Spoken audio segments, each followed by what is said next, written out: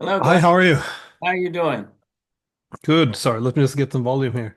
Oh, there you Well, I want to go. thank you for coming on. We haven't met before, but I've watched many of your YouTube videos. And for the people who don't know me or maybe don't know you, I'm Steve Boston, and I'm a documentary producer and TV creator. And I was in Ukraine a few years ago, did a documentary there. So I follow what's happening in Ukraine, and what you have to say about Ukraine is very, very important in today's day and age. And for those who don't know Mr. Glenn Diesen, he's a political scientist from, now correct me if I'm wrong, from Norway, and from the University of Southeastern Norway. Yes, that's correct. Okay. And you've written several books. Two of the ones most recent, I think, are very, very good. And the Ukraine War and Eurasian World Order, and the think tank racket managing the information war with Russia. Fantastic information. I think you're one of the more, um,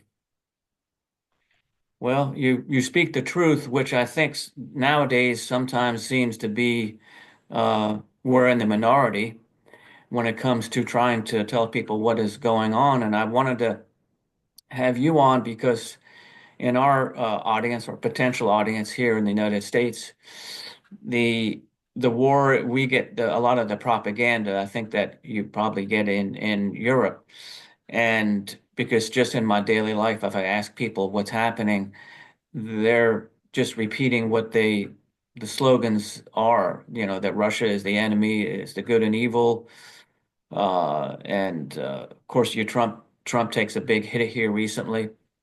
But I wanted to get, if I can, your opinion on two or three different things. We won't talk too long because I know you have other things to go on.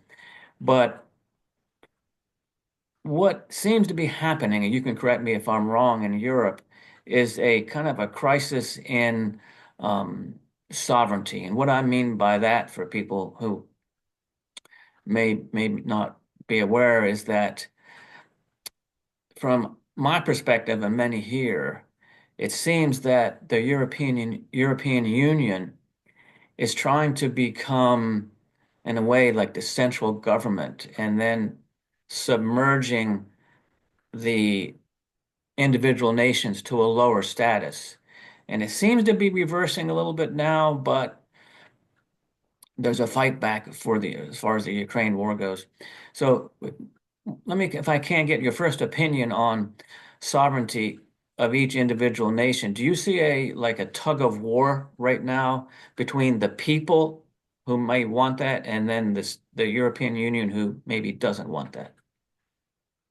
Yeah, well, I think the European Union has, I think, learned some of the wrong lessons in history. The main idea is often that the European nations always got involved in this rivalry between them, and so the idea is if we come together and unify, then we could overcome this very brutal history. Uh, However, I think the alternative we're pursuing now is very dangerous. This is centralization of power, because what also led to a lot of conflicts, that is having all these different actors on this small continent of Europe. It's a bit like the Greek city-states. It also created a lot of competition in terms of new ideas, philosophy, different forms of governance, economic systems. So a bit like the United States, some of the logic behind decentralizing. So I think the efforts of centralizing power should be discussed to a greater extent.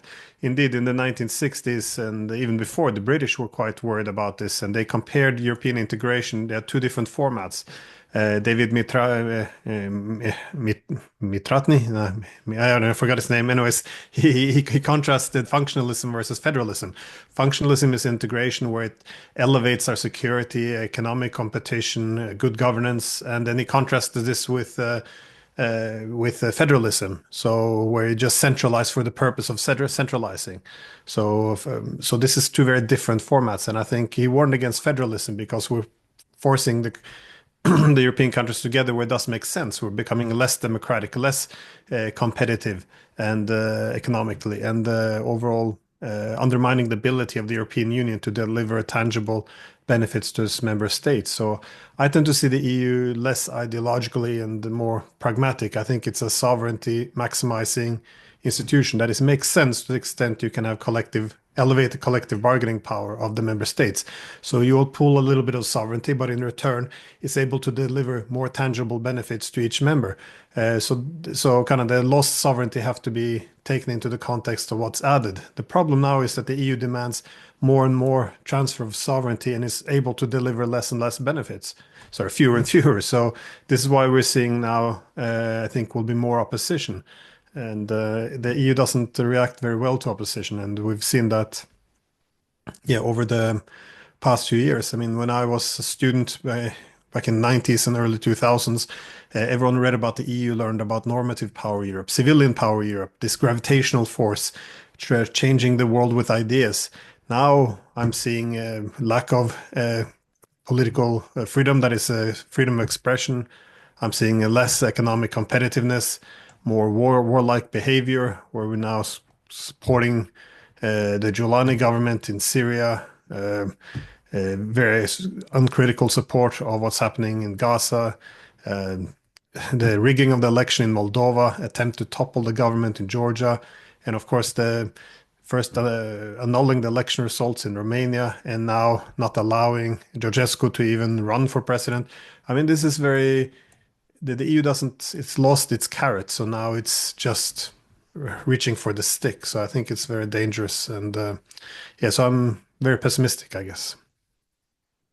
Another particular question when people hear the term like globalism, I think for the just the average person on the street, it's very confusing. And I'll give you a little bit of my opinion on what I see it.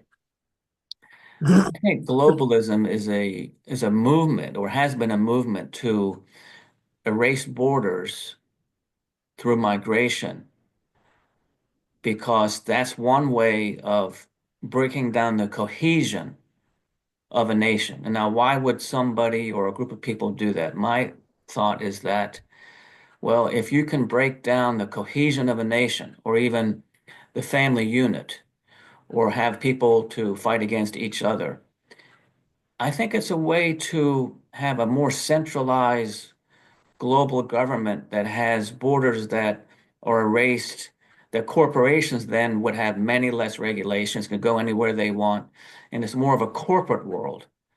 Now, that's kind of how I see it. Do you think I'm wrong, or do you think I'm right in any of those areas?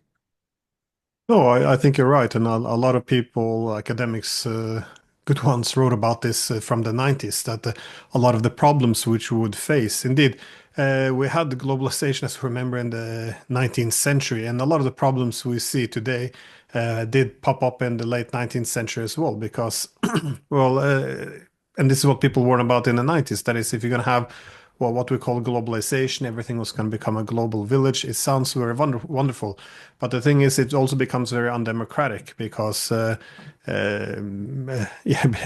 because it's more politicians who have a loyalty to international institutions, to international capital.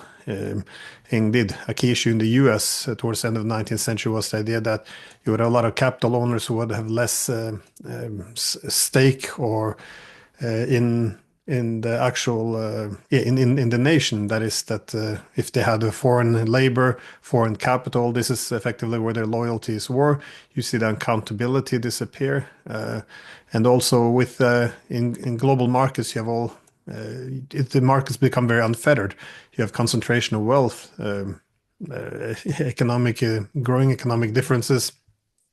So I think overall the yeah the what you saw in the 19th century, which you see now as well, is a growing split. Some gained a lot from globalization and embrace more of this cosmopolitan view, and others who don't benefit so much, they often embrace more traditional national institutions and identities.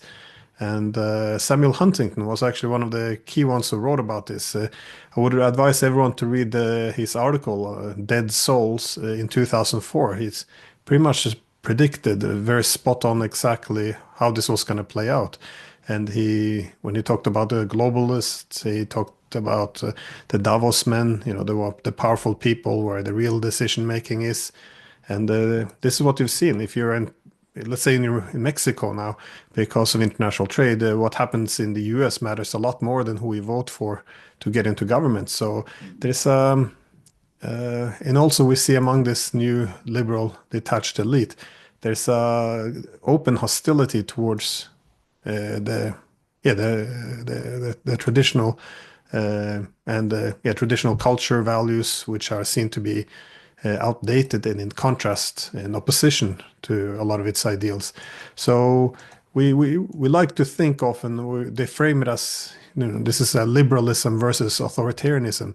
But I think it's more correct to say that this is cosmopolitanism versus nationalism, or it's patriotism versus globalism. So it's and despite nationalism having a very bad reputation often, it's worth noting that with the French Revolution, the democracy was released together with nationalism.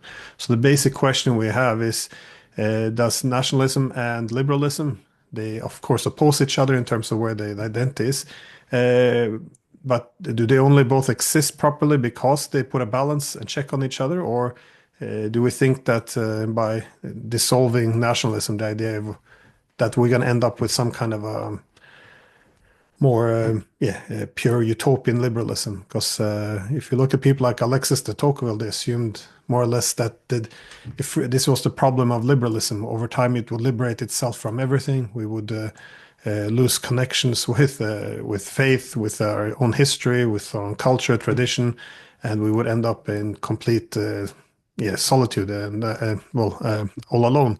And this was kind of a curse. This was how liberalism would destroy itself. So I think when people talk about globalism, I see a bit of this, the excesses of liberalism. I think that's very well put. I think this is almost, you could say, a battle of ideas that we're going through.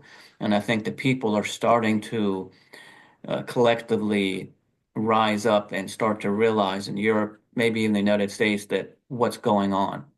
I think it's a little late, but I think it's never too late. And I think the last question will be, you can kind of see this played out in the Russia-Ukraine war, where the United States Secretary of State Rubio even said that this is a proxy war. I mean, to even admit that is very unusual in this country, but it obviously is.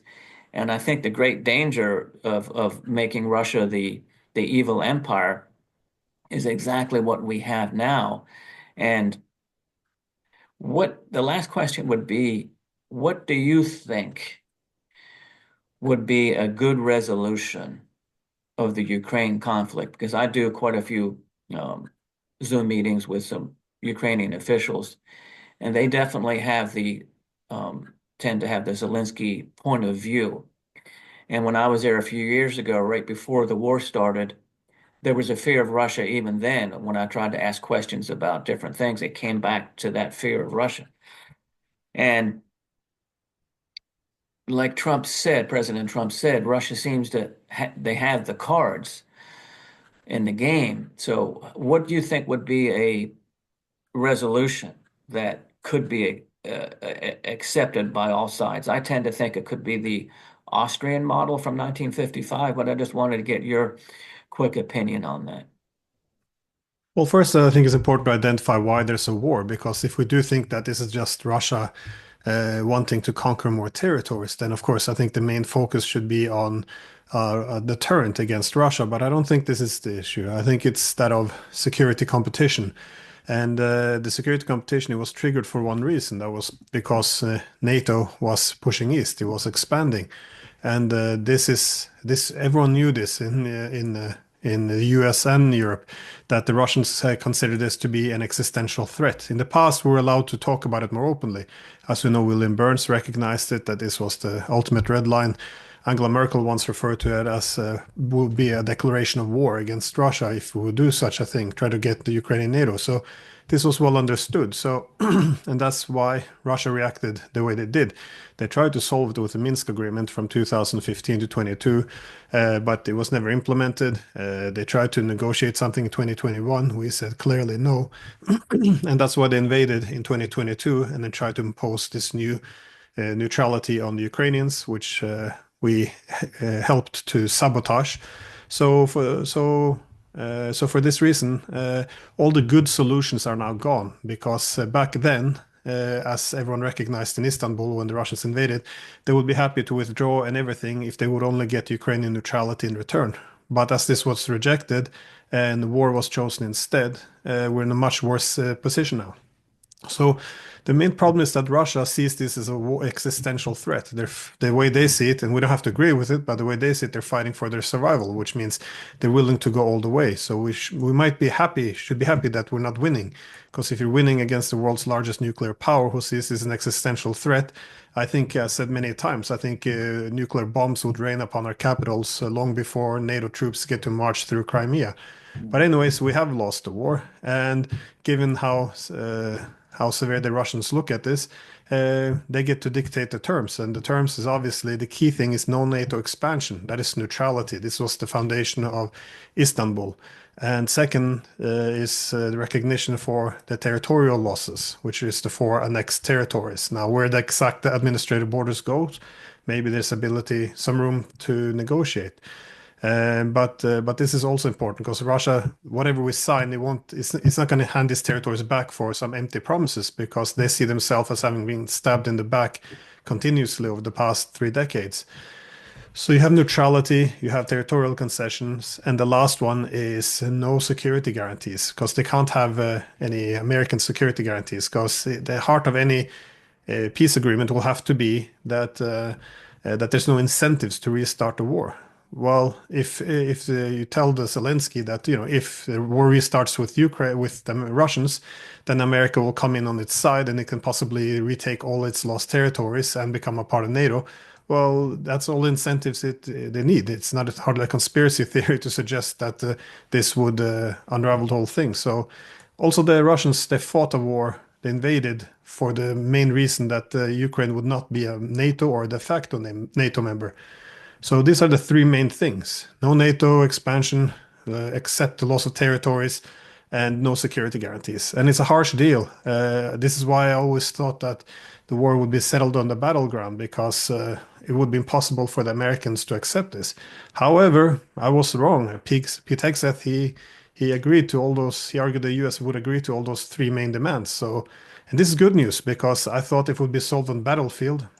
If NATO continues to threaten to expand after the war, what would the Russians do? Well, they would take all historical Russian territories from Kharkov to Odessa and make it a landlocked country, and they would just break and destroy the rest of the country to make sure that it's a dysfunctional rump state, unable to be used as a front line against them. So I see this as being good for Ukraine. Ukraine can survive if it doesn't, if it's not a front line against the Russians. So however, if you go to Ukraine now and tell them this is the deal after 3 years of war, of all these painful losses, hundreds of thousands of men dead, and now you're going to have all these territories lost, and now you're going to have a humiliating peace. It's terrible. And I don't disagree with this. I think it's a horrible agreement, but I think it's the only one. It's the best one. The alternative, again, is for Ukraine to be completely destroyed and dismantled. So I don't see a better deal. And this is what I'm curious as well. When the Europeans are trying to sabotage Trump's peace proposals, what do they suggest? And I don't see any alternative. I saw Macron's options, which was nothing. It just, let's put a freeze on where Russia has competitive advantage. They can still kill each other at the battlefield, and we can talk about a political solution later on. I mean, this is just it's absurd. So, and also the Russians wouldn't accept it. And if they won't accept it, they will impose whatever peace they want on the battlefield. So I say this horrible deal, which the United States is proposing, is the best deal there is. And if we try to intervene in the conflict to get a better deal, then I think we're going to end up in a World War III kind of situation because the Russians cannot back down from this. It would be as if America would accept a settlement on a conflict with Mexico, which would allow Russian military bases and missiles on the American borders. It's just not going to happen. The Americans then will escalate, and this is exactly what the Russians will do. So this is it's a horrible deal, but again, the idea that you can just set up this military bases on the border of another great power and not have any reactions, I think this was fantasy. Well, I think you're right on there. I sometimes make an analogy because in my past I was a boxing trainer. It would be like you're losing a fight to a bigger, stronger man. And instead of taking a knee and being able to go on and fight another day, you keep on fighting knowing you're going to get knocked out, maybe killed possibly. So I think that's almost like the choices, like why not take a knee, regroup, and then move on from there. But like you said, it's hard when you've lost that many people, but it needs wise minds.